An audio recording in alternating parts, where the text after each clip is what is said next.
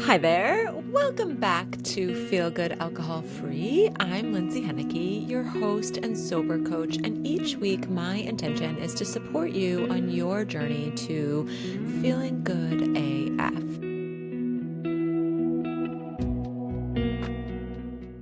In today's episode, I want to explore a concept with you. Thinking isn't processing, and how journaling gets you unstuck. Am I sensing a few groans out there in the ether? Even if you really don't like journaling, I want you to keep listening. In fact, if you really don't like journaling, I especially want you to keep listening. This episode is for you. And no, this isn't just a half hour of me telling you that you need to create a journaling habit. I'm going to talk about the science behind it and how it's going to help you transition alcohol out of your life. Journaling doesn't have to be complicated or feel like a chore, and you will see benefits through quick wins. This is all coming from someone who doesn't love journaling. I do it because it works. Okay, let's get into it. Here's something I wish I understood way earlier. Just thinking about something is not the same as processing it. Most of us live in our heads. We spin the same thoughts on repeat. What we thought yesterday is what we think today, especially when it comes to drinking. Should I quit? Can I moderate? What will people think? And we tell ourselves we're being productive because we're thinking about it all the time. But in reality, we're just running laps on the same mental track.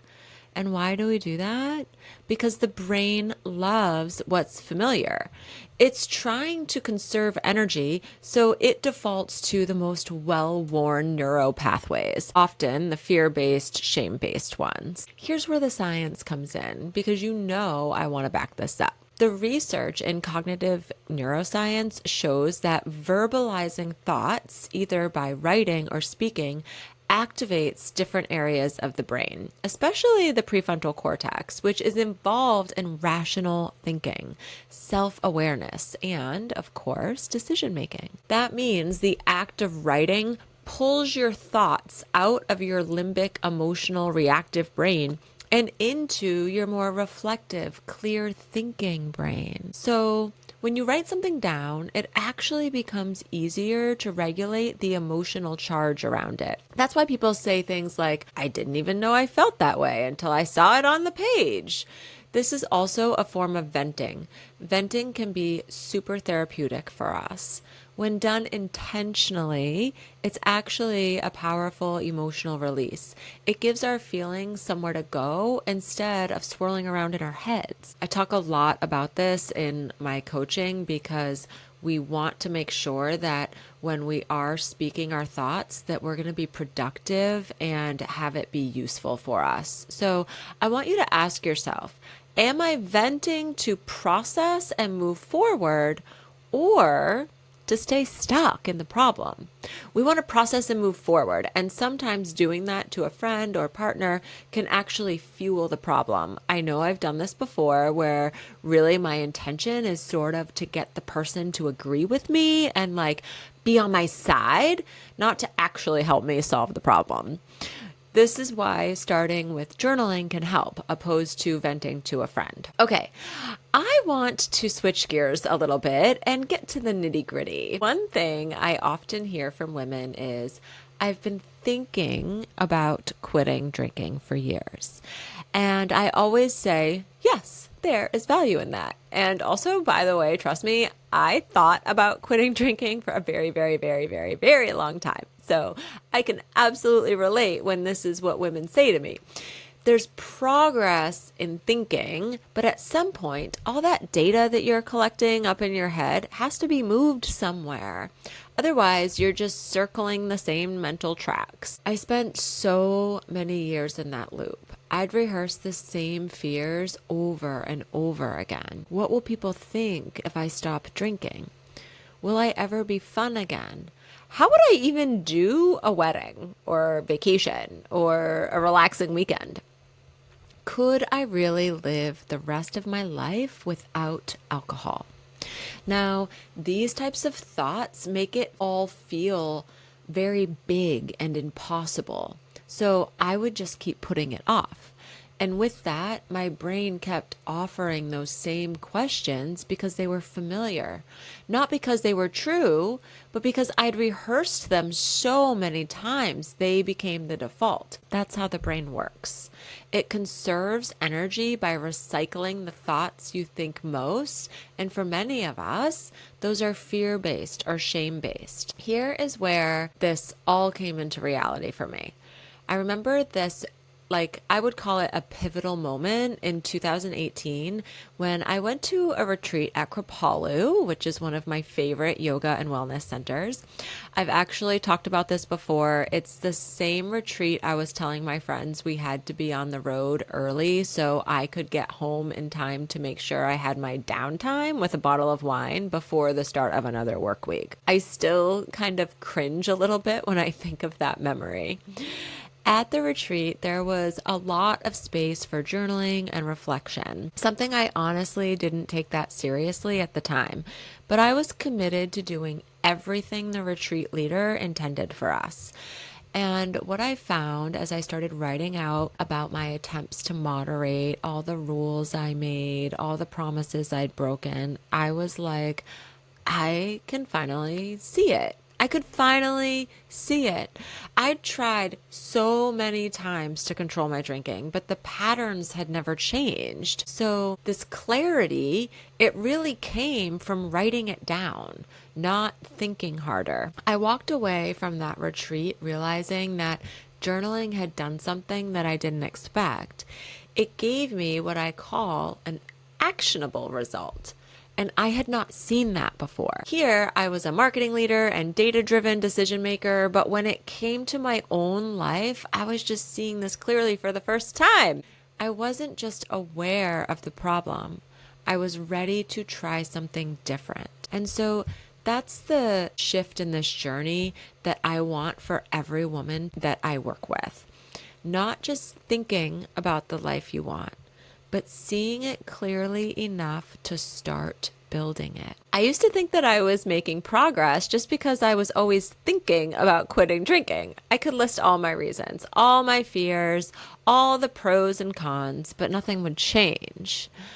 I was mentally exhausted, stuck in this loop, the same fear loops over and over again. It wasn't until I started writing things down that I realized how repetitive and untrue most of my thoughts were. I saw this so clearly. I saw it clearly that I had tried moderation 100 ways and it never worked. That clarity was new. It felt like data I could finally do something with. The key shift is this. Thinking keeps you circling. Journaling moves you forward. It turns mental noise into meaningful insight.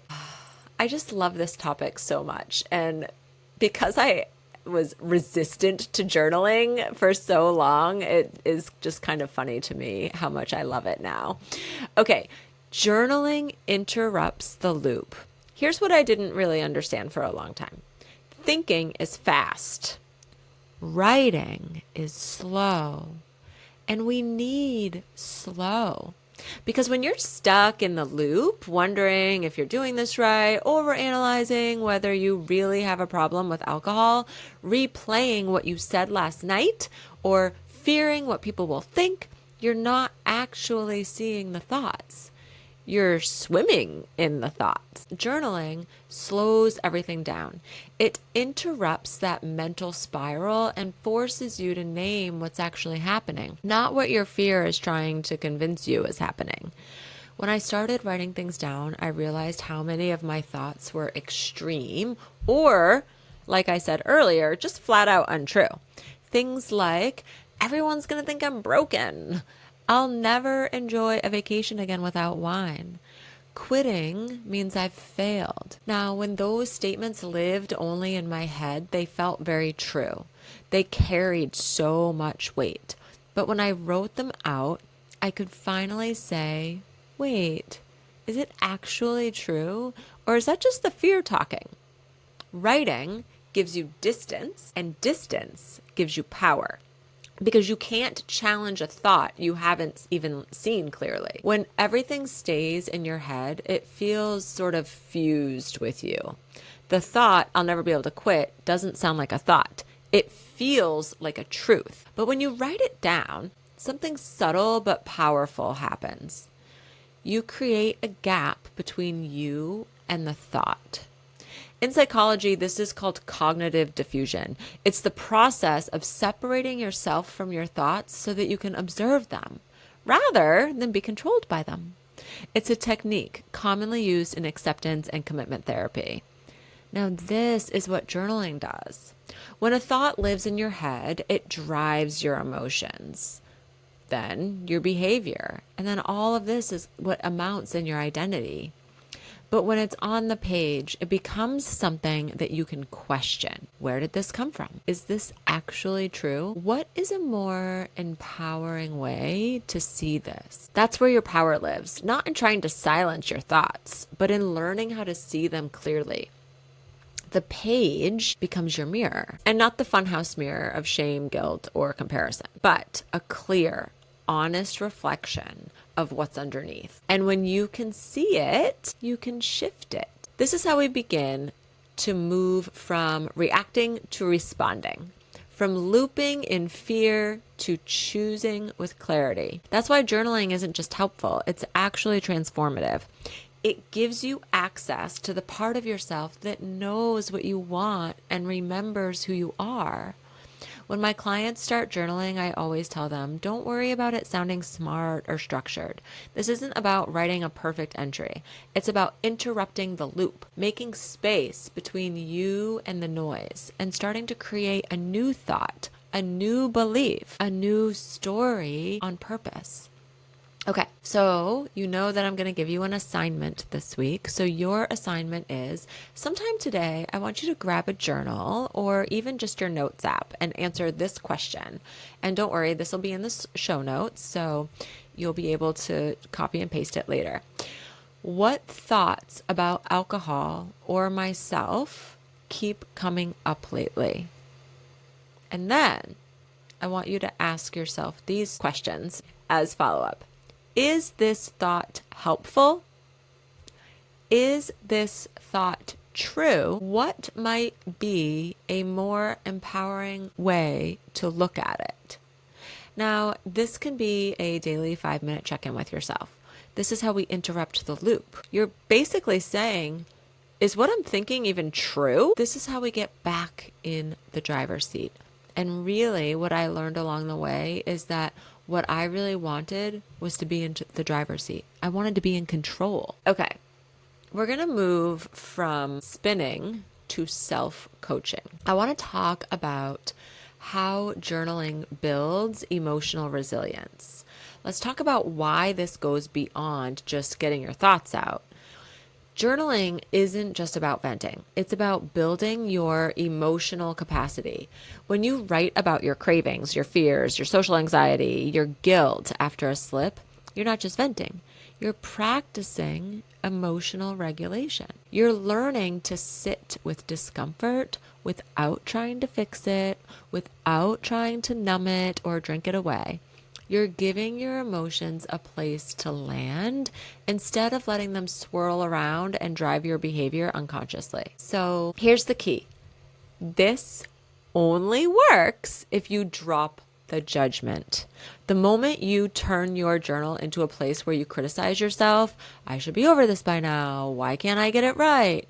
These things are making you reinforce the very shame that kept you stuck. The real magic happens when you let your thoughts and feelings spill out without trying to censor them or make them prettier. You just notice them and name them. And that act alone is deeply regulating.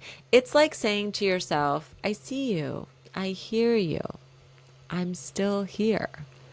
And this is how you build that self-trust, that inner integrity that I talk about so much. That's how you create space between you and the craving, between you and the guilt, not to shame yourself, but to understand yourself. And, understanding is what creates choice. And that's the work. That's how you build the kind of resilience that makes long-term change possible. One of the things I see in so many women is that they're not actually afraid of quitting.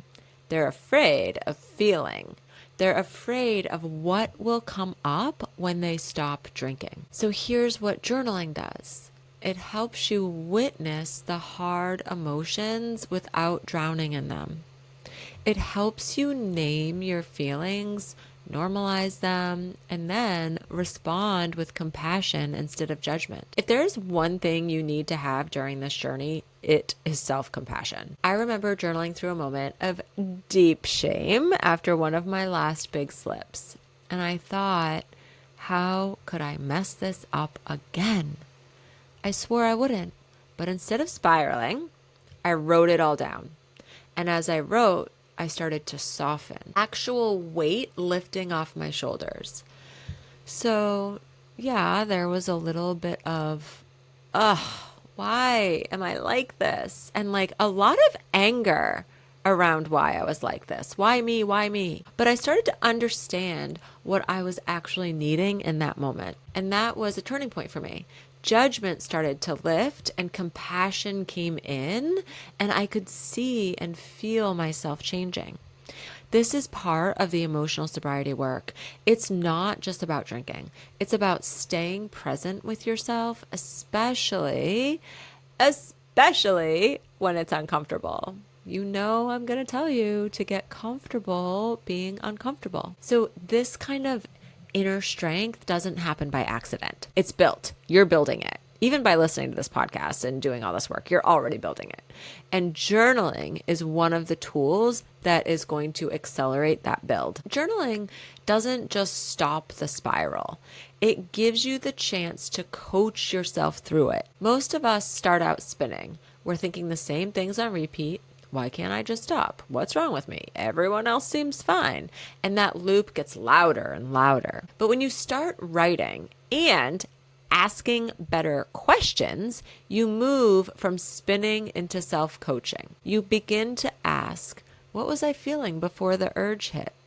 What did I actually need in that moment? What am I making this slip mean about me?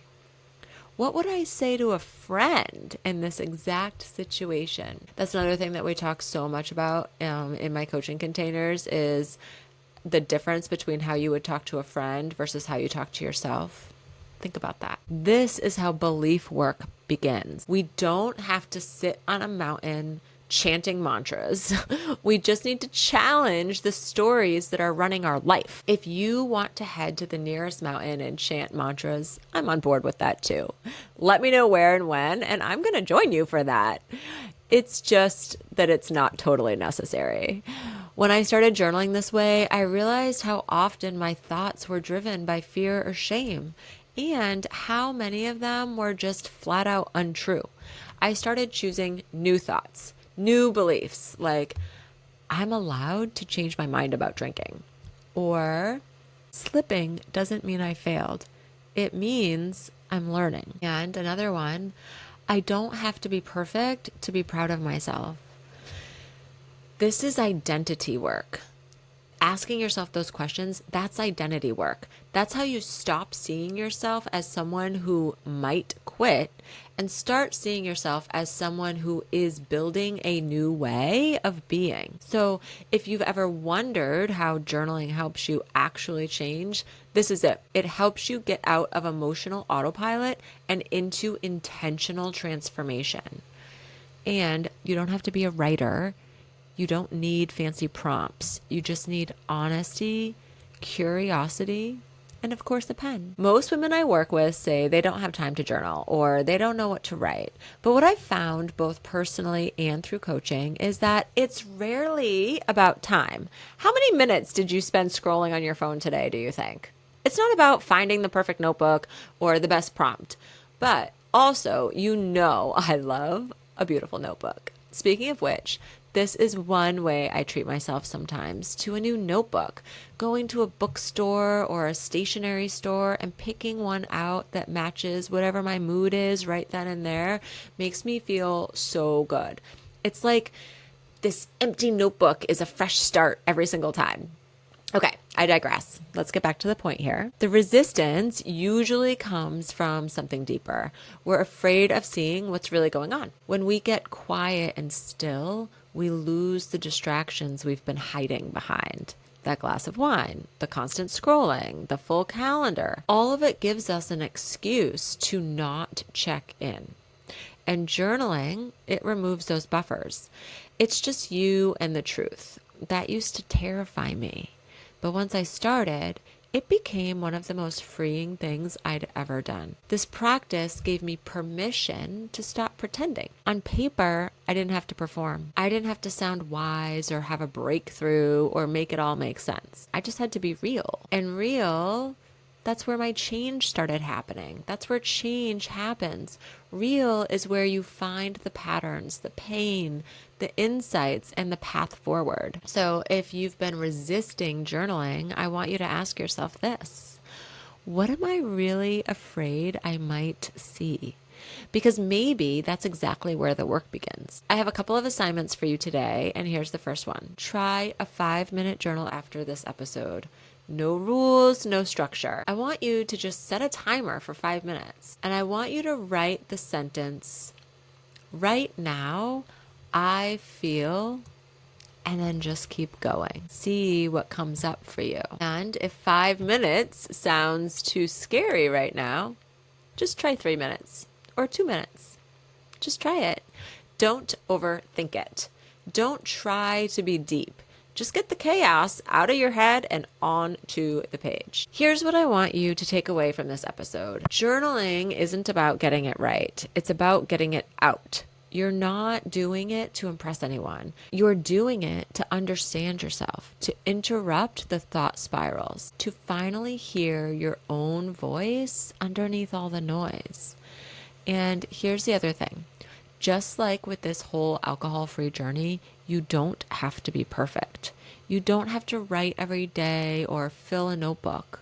You just have to start. Some days it might be a single messy sentence.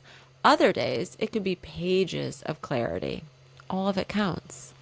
And if you've had slips, or if you're in one right now, this is especially for you.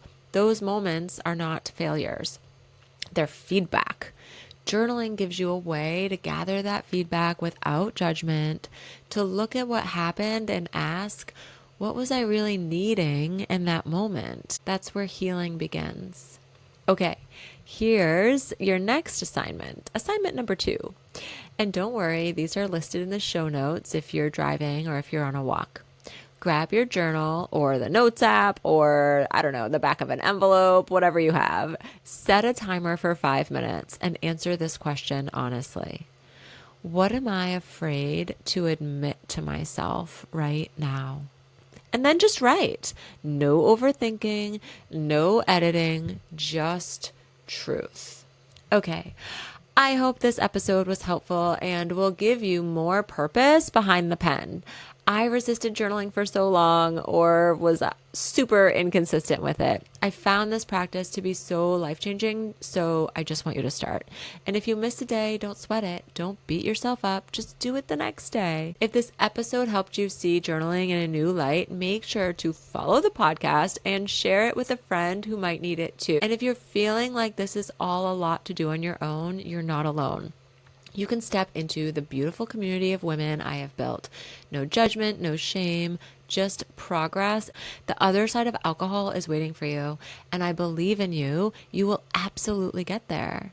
You can book a discovery call with me to learn more and see if it's a good fit for you. The link to that is also in the show notes. I really hope to see you on my calendar. That's it for me this week. Please rate and follow the podcast if you are enjoying it. It helps other women who need help and support find it.